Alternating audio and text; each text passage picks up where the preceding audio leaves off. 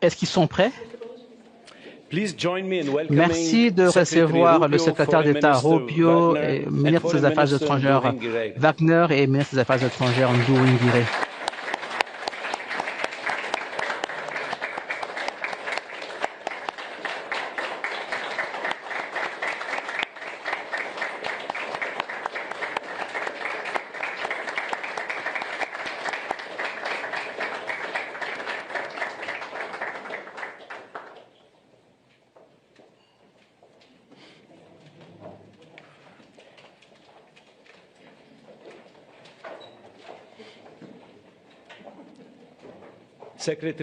Secrétaire d'État Rubio, Madame la ministre des Affaires étrangères Wagner, Monsieur le ministre des Affaires étrangères Nduhungirehe, ministre de l'État El Uleifi, président de l'Union africaine Youssouf, ministre des Affaires étrangères Youssef, ambassadeur, membre du Congrès, distingués invités, membres des médias, mesdames et messieurs, merci de nous avoir rejoints ici pour la signature historique d'un accord de paix complet entre la République démocratique du Congo et la République du Rwanda. Sous peu, le secrétaire d'État Rubio ainsi que les ministres des Affaires étrangères de la RDC et du Rwanda vont signer un accord ancré sur la déclaration de principe qui a été signée ici même le 26 avril. Avec leur signature, l'accord de paix entrera effectivement en vigueur, mettant ainsi un terme à 30 ans de conflit et posant les jalons pour les deux pays et pour leurs peuples respectifs pour la paix et la prospérité. Cela n'aurait pas été possible sans le leadership et la vision du président Trump. Il a fait de la paix une priorité pour son mandat et nous avons écouté son appel pour qu'on trouve une solution pacifique à ce conflit. Je tiens à saluer les efforts inlassables que les deux ministres des Affaires étrangères ainsi que leurs équipes respectives ont menés pour atteindre cet accord. Je tiens également à saluer le partenariat du gouvernement qatari qui est en train de piloter un processus parallèle entre le gouvernement de la RDC et le groupe armé M23. Par ailleurs, je tiens également à saluer que le travail qui a été réalisé sous les auspices de l'Union africaine était un travail essentiel pour l'atteinte de cet accord. Nous sommes enthousiastes et impatients d'entrer en coordination avec la présidente de l'Union africaine ainsi que le président togolais qui sert des facilitateurs désignés par l'Union africaine pour la mise en œuvre de cet accord. Finalement, je tiens à saluer les équipes ici au département d'État qui ont facilité les discussions et ont aidé à ce que l'on arrive pour les deux parties à atteindre cet accord. Je voudrais à présent passer la parole au secrétaire d'État Rubio pour son mot d'ouverture. Merci, je suis honoré de vous voir tous ici, honoré d'avoir été rejoint par mes homologues de la RDC et du Rwanda et surtout pour le travail d'arrache-pied que vous avez abattu. Ce travail n'a pas été facile, il y a encore du travail à faire évidemment en termes de mise en œuvre. Donc, vous avoir vous deux ici, c'est vraiment un honneur. Il y a énormément de personnes qu'il nous faut remercier. D'abord, l'équipe du département d'État qui a fait un excellent travail. Aussi, M. Boulos qui a fait un travail phénoménal. Il travaille depuis 10 semaines. Il a été par-ci, par-là, travaillé d'arrache-pied. Nous sommes en train de faire un excellent travail, M. Rubio, nous vous en sommes reconnaissants. Évidemment, cela n'aurait pas été possible sans des partenaires et des amis au sein de l'Union africaine et du Qatar. Nous travaillons un peu beaucoup avec le Qatar depuis un moment. Et vous avez joué un rôle décisif, sans oublier l'Union africaine, sans les deux institutions, ça n'aurait pas été possible. Je tiens aussi à saluer mon ex-collègue. Il y a à peine 6 mois, nous étions sénateurs et déjà il est maintenant ici, le sénateur Rishi, qui est le président de la Commission des Affaires étrangères, un ami proche qui suit ces dossiers depuis et qui en a fait une priorité. Et il m'a parlé de ce problème, même avant que j'ai été nommé ministre des Affaires étrangères. Nous avons d'autres personnes qui n'ont pas pu être présentes, mais dont nous voulons saluer le rôle, notamment le sénateur Tim Booker, avec un intérêt particulier.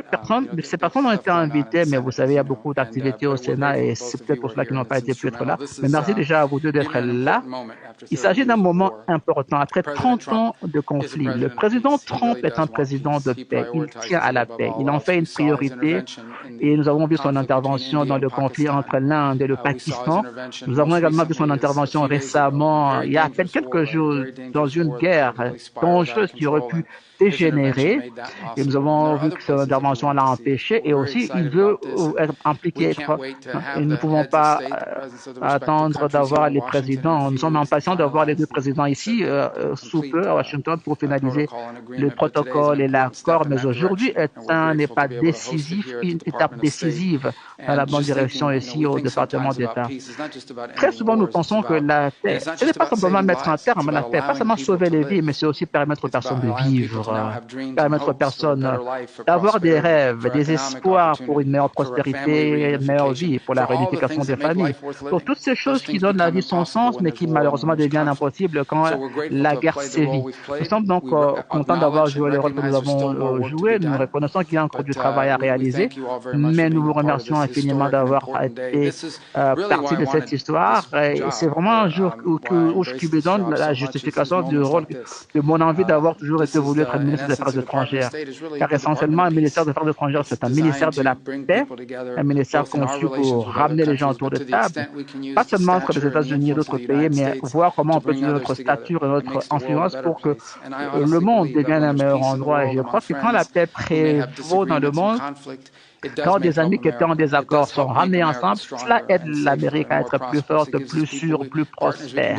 Ça nous donne davantage de partenaires avec lesquels échanger, avec lesquels travailler pour nous pencher sur des menaces sécuritaires à notre sécurité nationale et aussi à nos sécurités nationales collectives. Donc, je suis tout à fait reconnaissant à vous deux. Je sais que ça a été dur.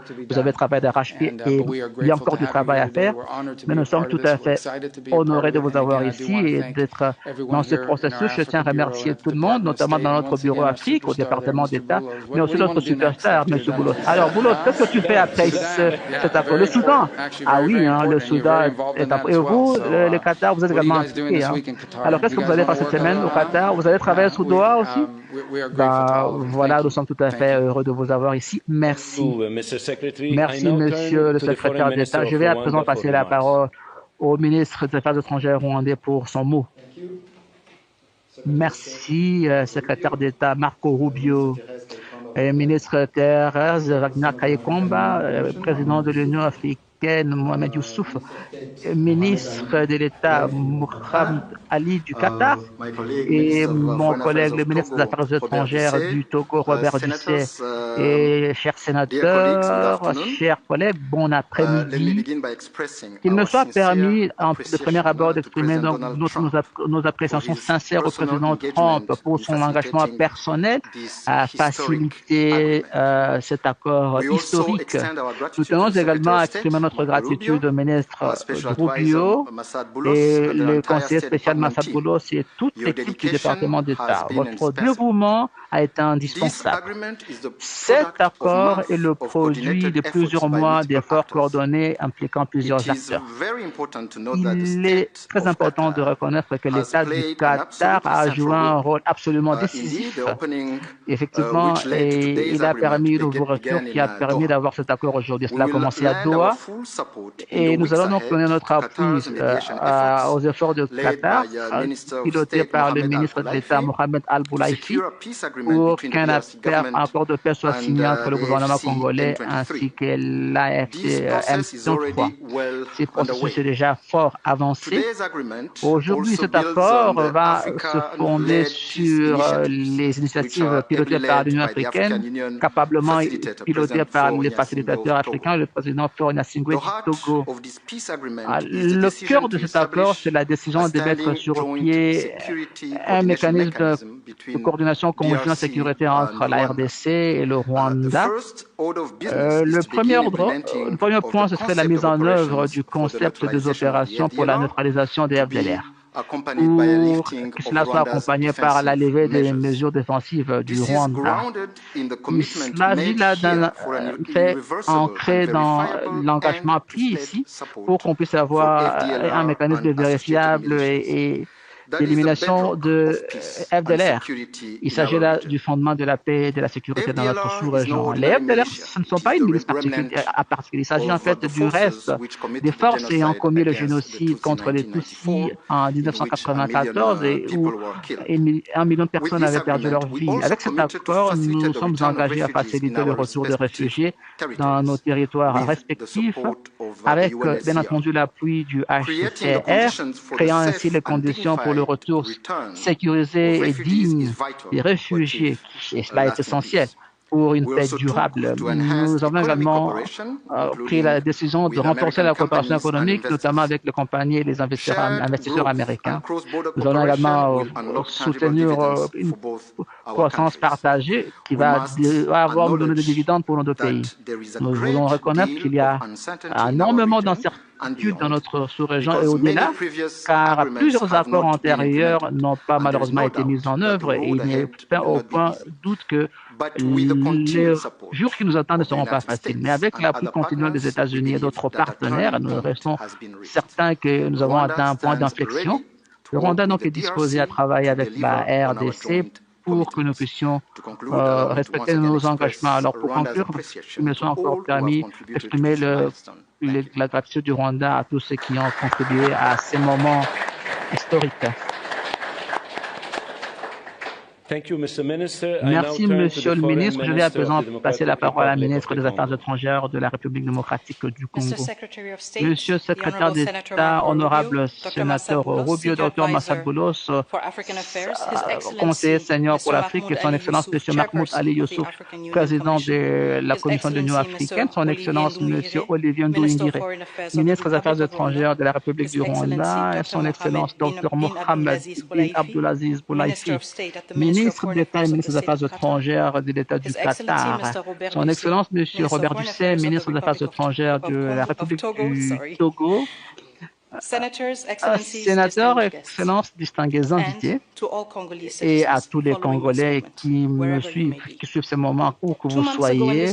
Il y a cela 2 mois, dans cette même salle, nous avons signé la déclaration de principe, une étape tangible pour déboulonner les blocages et définir la voie vers la paix. Aujourd'hui, cela a produit des fruits. Avec cet accord de paix, il y a un nouveau chapitre qui s'ouvre, un chapitre qui nous exige de l'engagement, mais aussi du courage pour qu'on l'amène jusqu'à son terme. En signant cet accord, nous réaffirmons une vérité simple. La paix est un choix et aussi une responsabilité. Respecter donc le droit international, les droits humains et protéger la souveraineté des États. Et ceux ayant souffert le plus nous regardent. Ils s'attendent à ce que cet accord soit respecté et nous ne pouvons pas les trahir. Cet accord est ancré sur les efforts de plusieurs personnes. D'abord, nous tenons à exprimer notre gratitude sincère à son Excellence, le président Donald J. Trump, pour son engagement à ces processus de paix. Son leadership a gardé ce processus focalisé et axé sur les objectifs, et cela depuis le premier jour. Après, cela a été caractérisé par la qualité et la détermination de toute l'équipe américaine, illustrée par l'appui décisif du sénateur Rubio et du Dr Boulos. Nous saluons son Excellence Félix-Antoine Tshilombo pour avoir choisi la voie difficile, la voie d'une paix axée sur le principe et dans la dignité de notre population. Nous remercions le président João Lourenço de l'Angola, facilitateur du processus de Luanda, pour avoir posé les bases solides. Nous remercions également l'État du Qatar et son Excellence Béni, dont le leadership a été décisif pour avoir convoqué la première réunion directe entre les deux chefs d'État en mars. Une étape courageuse qui a posé le fondement du dialogue. Le Qatar, donc, depuis, facilite d'autres pourparlers et demeure un partenaire fiable pour ces efforts de paix. L'Union africaine aussi, via sa présidence et son facilitateur désigné, son Excellence Gnassingbé du Togo, a également aider ces processus en lui donnant un ADN africain. Nous voulons également remercier les équipes de la RDC et du Rwanda pour leur détermination. Ce moment est un moment qui a été longuement attendu, mais ça pourrait être un moment qui restaure ce que le conflit a détruit. notamment les femmes, les enfants, c'est-à-dire la sécurité, la dignité, un sens de futur. Pour la région du Grand Lac, il s'agit d'une chance rare pour tourner la page, pas seulement avec des mots, mais avec un changement tangible sur le terrain. Il y avait des blessures qui vont guérir, mais d'autres ne disparaîtront pas complètement. Peut-être que la peau va repartir sur la peau, mais la peau restera toujours fragile et au fond, la chair continuera à le ressentir. Il arrivera un moment où la douleur partira, mais d'autres moments, la douleur reviendra pour nous rappeler ce qui a été perdu à jamais.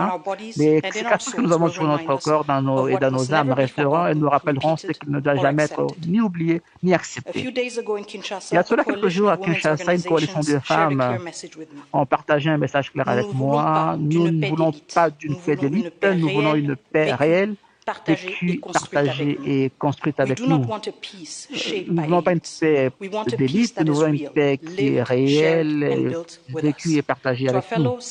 Alors, à nos compatriotes à l'est du pays, cet accord est signé avec foi à l'esprit et cela va donc donner lieu au désengagement des forces armées, la protection des civils, le retour des déplacés internes et des réfugiés sous le gouvernement de l'autre et l'établissement d'un mécanisme de suivi pour la mise en œuvre. Il ne s'agit pas simplement de mots, ils doivent être traduits en action, en redevabilité, en justice et en volonté politique. Cet accord de paix donc est un point de départ et non pas une fin et doit donc être suivi par l'engagement et le retour des familles déplacées et aussi le retour des réfugiés, tant à la RDC qu'au Rwanda. Toutefois, aucun document, qu'importe son niveau de négociation, ne peut porter tout le poids de la paix. Je me rappelle encore que quand nous avons signé la déclaration de principe, ici, un membre de l'Amérique nous avait dit si cela avait été facile, cela aurait été fait il y a longtemps.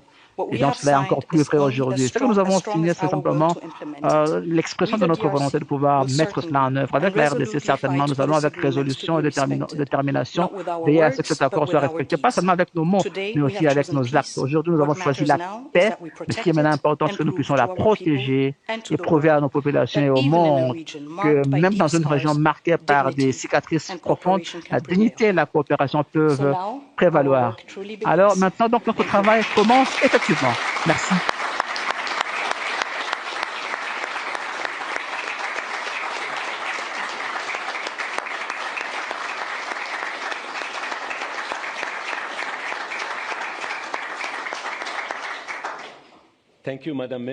Merci, Madame ministre des Affaires étrangères. C'est mon honneur à présent d'inviter les partis à signer l'accord de paix et le secrétaire Rubio en sera témoin. L'accord qui va être signé comprend des dispositions sur le respect de l'intégrité territoriale et le contenu complet du concept de l'opération pour la neutralisation des FDLR est également repris et le désengagement des forces et aussi la levée des mesures défensives par le Rwanda qui avait été convenu sous les auspices du processus de Luanda le 30 octobre 2024 et adopté par les ministres des Affaires étrangères le 25 novembre 2024. Avec les partis donc, qui signent cet accord entre immédiatement en vigueur. Je vous remercie et félicitations.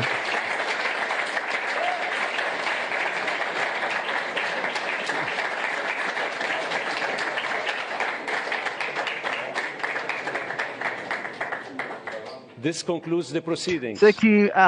qui met à terme à cette cérémonie.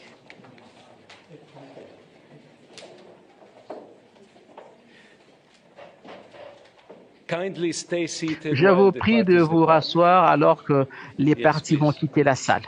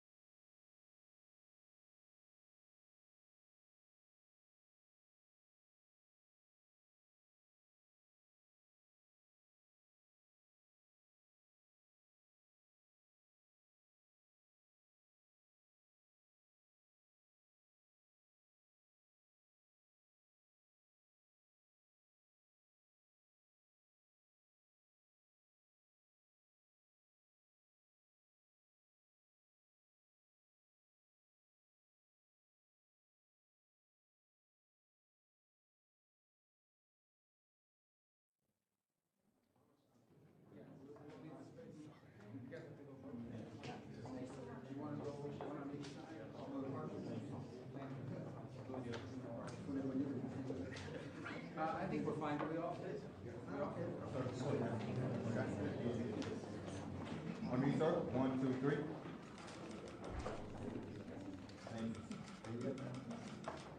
Thank you.